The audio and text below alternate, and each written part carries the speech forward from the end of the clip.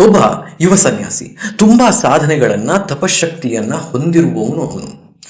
ಊರಿಂದ ಊರಿಗೆ ಹೋಗುವಂತಹದ್ದು, ಅಲ್ಲಿರುವಂತಹ ಧಾರ್ಮಿಕ ಕ್ಷೇತ್ರಗಳ ದರ್ಶನವನ್ನ ಪಡೆಯುವಂತಹದ್ದು, ಹೀಗಿರುವಂತಹ ಜಾಗಗಳಲ್ಲಿ ತಪಸ್ಸನ್ನ ಮಾಡುವಂತಹದ್ದು, ಸಾಧನೆಗಳನ್ನ ಮಾಡುವಂತಹದ್ದು ಅವನ ಕಾಯಕ.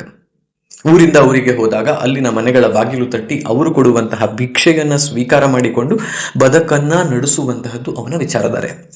ಒಂದೂರಿಂದ ಇನ್ನೊಂದು ಊರಿಗೆ ಹೋಗ್ತಿರ್ತಾನೆ. ಈ ಒಂದು ಊರಿಗೆ ಬಂದು ಒಂದು ಮನೆಯ ಬಾಗಿಲನ್ನ ತಟ್ತಾನೆ. ಅವನಿಗೆ ತಿಳಿಯದೇ ಇರುವಂತಹ ವಿಷಯ ಅದೊಂದು ವೇಶ್ಯೆಯ ಮನೆ ಅಂತ ಹೇಳುವಂತಹದ್ದು. ಆ ವೇಶ್ಯ ಬರ್ತಾಳೆ, ಬಾಗಿಲನ್ನ ತೆಗಿತಾಳೆ, ಶೃಂಗಾರಗೊಂಡಿರ್ತಾಳೆ, ನೋಡೋದಕ್ಕೆ ತುಂಬಾ ಸುಂದರವಾಗಿರ್ತಾಳೆ. ಯಾವತ್ತೂ ಮೋಹದ ಕೈಗೆ ತನ್ನನ್ನ ತಾನು ವಶಪಡಿಸಿಕೊಡದಂತಹ ಈ ಸನ್ಯಾಸಿ ಆವತ್ತು ಮೋಹದ ಬಲೆಗೆ ಬೀಳ್ತಾನೆ.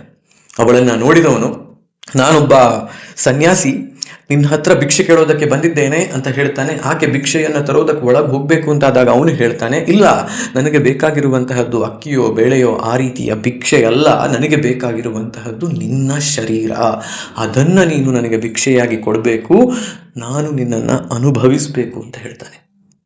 ಆಕೆಗೆ ಒಂದು ಕ್ಷಣಕ್ಕೆ ಏನು ಹೇಳಬೇಕು ಅನ್ನೋದು ತಿಳಿಯುವುದಿಲ್ಲ. ಸನ್ಯಾಸಿ ನೋಡೋದಕ್ಕೆ ತಪಸ್ವಿಯ ಹಾಗೆ, ಶಕ್ತಿಯುತನಾಗಿರುವಂತಹ ವ್ಯಕ್ತಿಯ ಹಾಗೆ ಕಾಣ್ತಾನೆ. ಇವನು ಏನು ಈ ರೀತಿ ಕೇಳ್ತಾ ಇದ್ದಾನೆ?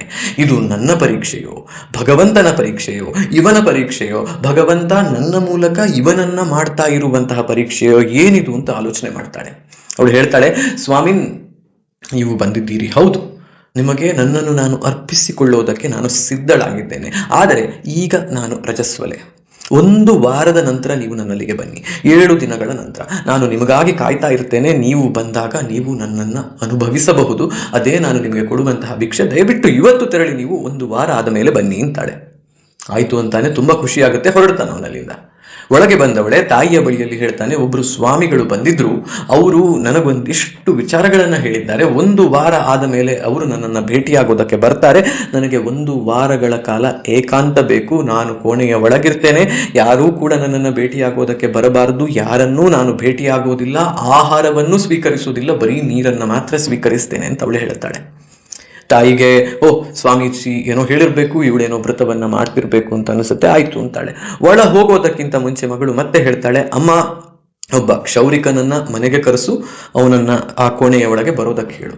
ಅದೇ ರೀತಿಯಲ್ಲಿ ಸ್ವಾಮಿಗಳಿಗೆ ಭಿಕ್ಷೆಯನ್ನು ಕೊಡೋದಕ್ಕೆ 3-4 ಬೆಳ್ಳಿಯ ಪಾತ್ರೆಗಳನ್ನ ಅಲ್ಲಿ ತಂದಿಡು. ಅದನ್ನ ಮುಚ್ಚೋದಕ್ಕೆ ಸಿಲ್ಕ್, ರೇಷ್ಮೆಯ ವಸ್ತ್ರಗಳನ್ನ ತಂದುಕೊಡು. ಅದೆಷ್ಟನ್ನ ಅಲ್ಲಿಟ್ಟು ನೀವು ಹೊರಗೆ ಹೋಗಿ ನನಗೆ ಬರೀ ನೀರನ್ನ ಮಾತ್ರ ಕೊಟ್ರಾಯ್ತು, ಬೇರೆ ಏನನ್ನು ಕೊಡೋದು ಬೇಡ, ನಾನು ಯಾರನ್ನು 1 ವಾರಕ್ಕೆ ನೋಡಲ್ಲ ಅಂತಾಳೆ.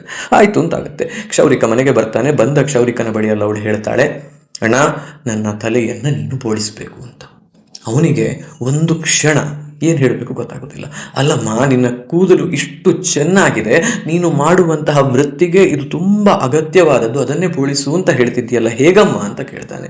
ಇಲ್ಲ, ನೀವಿದನ್ನ ಮಾಡಬೇಕು ಅಂತಾಳೆ. ಆಯ್ತು ಅಂತಾನೆ. ಆ ಕ್ಷೌರಿಕ ಆಕೆಯ ತಲೆ ಕೂದಲನ್ನೆಲ್ಲ ತೆಗಿತಾನೆ. ಅವಳು ಹೇಳ್ತಾಳೆ, ತೆಗೆದಿರುವಂತಹ ಎಲ್ಲ ಕೂದಲನ್ನ ಅಲ್ಲಿರುವಂತಹ 1 ಬೆಳ್ಳಿಯ ಪಾತ್ರೆಯ ಒಳಗೆ ಹಾಕಿಡಿ, ಅದನ್ನ ಮುಚ್ಚಿಡಿ ಅಂತಾಳೆ. ಆಯ್ತು ಅಂತಾನೆ. ಅವನದನ್ನ ಮುಚ್ಚಿಡ್ತಾನೆ. ಅದಾದ್ಮೇಲೆ ಅವಳು ಮಾಡುವಂತಹದ್ದು ಒಂದು ಸ್ವಲ್ಪ ಅಡಲ್ಟ್ ಕಂಟೆಂಟ್ ಅಂತ ಅನ್ನಿಸ್ಬಹುದು ನಿಮಗೆ. ಮಕ್ಕಳಿಗೆ ತೋರಿಸೋದಕ್ಕಿಂತ ಮುಂಚೆ ಆಲೋಚನೆ ಮಾಡಿ. ಆ ಪಾತ್ರೆಗಳಲ್ಲಿಯೇ ಮಲಮೂತ್ರ ವಿಸರ್ಜನೆಯನ್ನ ಮಾಡೋದು ಶುರು ಮಾಡ್ತಾಳೆ. ಅದೇ ರೀತಿಯಾಗಿ ಸ್ನಾನ ಮಾಡೋದನ್ನ ನಿಲ್ಲಿಸ್ತಾಳೆ. ದೇಹದಿಂದ ಬರುವಂತಹ ಯಾವ ಸೆಕ್ರೇಷನ್ಸ್ ಇದ್ರೂ ಅದನ್ನು ಇನ್ನೊಂದು ಪಾತ್ರೆಗೆ ಹಾಕಿಟ್ಟು ಎಲ್ಲವನ್ನು ರೇಷ್ಮೆಯ ವಸ್ತ್ರದಿಂದ ಮುಚ್ಚಿಡ್ತಾಳೆ. 1 ವಾರ ಆಗುತ್ತೆ. ಆ ಪಾತ್ರೆಗಳನ್ನು ತೆಗೆದ್ರೆ ದುರ್ಗಂಧ. ಸೇವಿಸಿರುವಂತಹ ಆಹಾರ ಇದ್ದದ್ದನ್ನು ವಾಂತಿ ಮಾಡಿಬಿಟ್ಟು ಇನ್ನೊಂದು ಪಾತ್ರೆಯಲ್ಲಿ ಹಾಕಿಟ್ಟಿರ್ತಾಳೆ ಅವಳು. ಅದನ್ನು ಮುಚ್ಚಿಟ್ಟಿರ್ತಾಳೆ. ಇಲ್ಲಿ ಈ ಕಡೆಯಲ್ಲಿ ಸನ್ಯಾಸಿಗೆ ತನ್ನ ಆಧ್ಯಾತ್ಮಿಕ ಸಾಧನೆಗಳು, ತನ್ನ ಪ್ರಾರ್ಥನೆಗಳು, ತನ್ನ ತಪಸ್ಸು ಎಲ್ಲವೂ ಮರೆತು ಹೋಗಿರುತ್ತೆ. ಆಕೆಯ ಹಿಂದೆ ಅವನು ಬಿದ್ದು ಕಾಯ್ತಾ ಇರ್ತಾನೆ. 1 ವಾರ ಆದ ಕೂಡಲೇ ಅಲ್ಲಿಗೆ ಬರ್ತಾನೆ. ತಾಯಿ ಅವನನ್ನ ಒಳಗೆ ಕಳಿಸ್ತಾಳೆ. ಕೋಣೆಯಲ್ಲಿ ನಿಮಗಾಗಿ ಕಾಯ್ತಾ ಇದ್ದಾಳೆ ನನ್ನ ಮಗಳು ಅಂತ ಹೇಳ್ತಾಳೆ. ಇವನು ಖುಷಿಯಿಂದ ಕೋಣೆಯ ಬಾಗಿಲು ತೆಗೆದು ಒಳಗೆ ಹೋಗ್ತಾನೆ. ಆಕೆ ಅಲ್ಲಿ ಪರದೆಯ ಹಿಂದೆ ಗೂಂಗಟ್ ಅಂತ ಹೇಳ್ತೀವಲ್ಲ, ಅದನ್ನು ಹಾಕಿಕೊಂಡು ಕೂತಿದ್ದಾಳೆ. ಇವನಿಗೆ ಆಕೆಯನ್ನ ನೋಡುವಾಗ ಸುಮ್ಮನೆ ಚೆನ್ನಾಗಿ ಕೂತಿರುವ ರೀತಿಯಲ್ಲಿ ಕಾಣ್ತಾ ಇರುತ್ತೆ. ಬೆಳ್ಳಿಯ ಪಾತ್ರೆಗಳು ಕೂಡ ಕಾಣ್ತವೆ. ನಾನು ನಿನಗಾಗಿ ಬಂದಿದ್ದೀನಿ ಅಂತ ಸನ್ಯಾಸಿ ಹೇಳ್ತಾನೆ. ಆಗ ಆ ಹೆಣ್ಣು ಮಗಳು ಹೇಳ್ತಾಳೆ, ಸ್ವಾಮಿ, ನೀವು ಬಂದಿದ್ದೀರಿ, ನನಗೆ ತುಂಬಾ ಖುಷಿ ಆಯ್ತು. ನನ್ನನ್ನು ನಾನು ನಿಮಗೋಸ್ಕರ ಅರ್ಪಿಸಿಕೊಳ್ಳೋದಕ್ಕೆ ತಯಾರಾಗಿ ಕೂತಿದ್ದೀನಿ. ಆದ್ರೆ ನನ್ನ ಹತ್ರ ಬರೋದಕ್ಕಿಂತ ಮುಂಚೆ ಭಿಕ್ಷೆಯ ರೂಪದಲ್ಲಿ ಅಲ್ಲಿರುವಂತಹ ಬೆಳ್ಳಿಯ ಪಾತ್ರೆಗಳನ್ನ ಒಂದೊಂದಾಗಿ ನೀವು ರೇಷ್ಮೆಯ ಬಟ್ಟೆಯನ್ನ ಸರಿಸಿ ನೋಡಬೇಕು. ಅಲ್ಲಿರುವಂತಹ ಭಿಕ್ಷೆಯನ್ನು ನೋಡಿದ ಮೇಲೆ ನನ್ನ ಬಳಿಗೆ ಬನ್ನಿ ಅಂತಾಳೆ. ಅವನು ಆಯ್ತು ಅಂತ ಯೋಚನೆ ಮಾಡ್ತಾನೆ. ಆಹಾರವೋ ಚಿನ್ನವೋ ಬೆಳ್ಳಿಯೋ ಏನೋ ಇದೆ ಅಂತ ಅವನು ಖುಷಿಯಲ್ಲಿರ್ತಾನೆ. ಅಲ್ಲಿ ಹೋಗಿ ಮೊದಲ ಪಾತ್ರೆಯನ್ನು ತೆಗೆದು ನೋಡಿದ್ರೆ ಅಲ್ಲಿ ಆಕೆಯ ಕೂದಲಿದೆ. ಎರಡನೆಯ ಪಾತ್ರೆಯನ್ನ ತೆಗಿತಾನೆ, ತೆಗೆದು ನೋಡಿದರೆ ಅಲ್ಲಿ ಮಲಮೂತ್ರಗಳು, ದುರ್ಗಂಧ ಬರ್ತಾ ಇರುತ್ತೆ. ಮೂರನೆಯ ಪಾತ್ರೆಯನ್ನ ತೆಗೆದ್ರೆ ಅಲ್ಲಿ ಯಾಕೆ ಮಾಡಿರುವಂತಹ ವಾಂತಿ, ಅದರ ವಾಸನೆ ಭಯಂಕರ ಜೋರಾಗಿ ಬರೋದು ಶುರುವಾಗುತ್ತೆ. ಅವನು ನಾಲ್ಕನೆಯ ಪಾತ್ರೆಯ ಬಳಿಗೂ ಹೋಗೋದಿಲ್ಲ. ಏನಿದು ನೀನು ಮಾಡೋದಕ್ಕೆ ಹೊರಟಿರುವಂತಹದ್ದು ಒಂದು ಕೋಪದಿಂದ ಕೇಳೋಕ್ ಶುರು ಮಾಡ್ತಾನೆ. ಆಕೆ ಅಷ್ಟು ಹೊತ್ತಿಗೆ ಪರದೆಯನ್ನ ಸರಿಸಿ ಕೂರ್ತಾಳೆ. ಆಕೆಯನ್ನು ನೋಡಿದವನಿಗೆ ಯಪ್ಪ ಇದೇನಿದು ಅಂತ ಆಲೋಚನೆ ಬರುತ್ತೆ. 1 ವಾರದಿಂದ ಆಹಾರವನ್ನ ಸೇವಿಸಿಲ್ಲ, 1 ವಾರದಿಂದ ಸ್ನಾನ ಮಾಡಿಲ್ಲ, 1 ವಾರದಿಂದ ಯಾವುದೇ ರೀತಿಯ ಶೃಂಗಾರಗಳನ್ನ ಮಾಡಿಲ್ಲ, ತಲೆಯಲ್ಲಿ ಕೂದಲಿಲ್ಲ. ಅವಳನ್ನ ನೋಡಿದ್ರೆ ಯಪ್ಪ ಇವಳೇನ ನಾನು ಮೊನ್ನೆ ನೋಡಿದವಳು ಅಂತ ಅನ್ಸೋಕ್ ಶುರುವಾಗತ್ತೆ. ಏನಿದು ನಿನ್ನ ಮಾಯೆ, ಏನನ್ನ ಮಾಡೋದಕ್ಕೆ ಹೊರಟಿದ್ದೀಯಾ ನೀನು ಅಂತ ಕೋಪದಿಂದಲೇ ಕೇಳ್ತಾನೆ. ಎಲ್ಲೋ ಒಂದು ಕಡೆ ತಾನೇನೋ ತಪ್ಪು ಮಾಡಿದ್ದೀನಿ ಅಂತ ಅನ್ಸೋದವನಿಗೆ ಶುರುವಾಗತ್ತೆ. ಹಾಗಾದಾಗ ಅವಳು ಹೇಳ್ತಾಳೆ, ಸ್ವಾಮಿ, 1 ವಾರದ ಮುಂಚೆ ನನ್ನನ್ನ ನೋಡಿ ಮೋಹಗೊಂಡಿದ್ರಿ. ಅದೇ ದೇಹ ಇದು. ಅದೇ ದೇಹದ ಒಳಗಿರುವಂತಹ ಅಥವಾ ಆ ದೇಹದಿಂದ ಬರುವಂತಹ ಎಕ್ಸ್ಕ್ರೀಷನ್ಸು ಅವುಗಳನ್ನ ಅಲ್ಲಿ ಹಾಕಿಟ್ಟಿದ್ದೇನೆ. ಕೂದಲನ್ನ ತೆಗೆದಿದ್ದೇನೆ. ಇದೇ ದೇಹ ಪ್ರತಿಯೊಬ್ಬರದ್ದು ಇರುವಂತಹದ್ದು. ಬರೀ ವೇಸ್ಟ್ ಉತ್ಪಾದನೆ ಮಾಡುವಂತಹ ಕಾರ್ಖಾನೆ ಇದು. ನೋಡೋದಕ್ಕೆ ಚೆನ್ನಾಗಿದ್ದೀನಿ ಅಂತ ನಿಮಗನ್ಸಿರುತ್ತೆ, ಆದ್ರೆ ಈ ಚರ್ಮವನ್ನ ತೆಗೆಯೋದು ನನಗೆ ಸಾಧ್ಯ ಇಲ್ಲ. ತೆಗೆದ್ರೆ ಒಳಗಿರುವಂತಹದ್ದು ಮತ್ತದೇ ಮೂಳೆ ಮಾಂಸ ಅಲ್ವಾ ಸ್ವಾಮೀಜಿ? ಆಧ್ಯಾತ್ಮಿಕ ಪಥದಲ್ಲಿ ಸಾಕ್ತಾ ಇರುವವರು ನೀವು. ನಿಮಗೆ ಯಾವ ಪರೀಕ್ಷೆ ಇದು ಅಂತ ನನಗೆ ಗೊತ್ತಿಲ್ಲ. ಒಬ್ಬ ಸ್ವಾಮೀಜಿ ತನ್ನ ಪರೀಕ್ಷೆಯಲ್ಲಿ ಜಯಗಳಿಸಬೇಕು ಅನ್ನುವ ಕಾರಣಕ್ಕೆ ನಾನು ಮಾಡಿದಂತಹ ಕೆಲಸ ಇದು.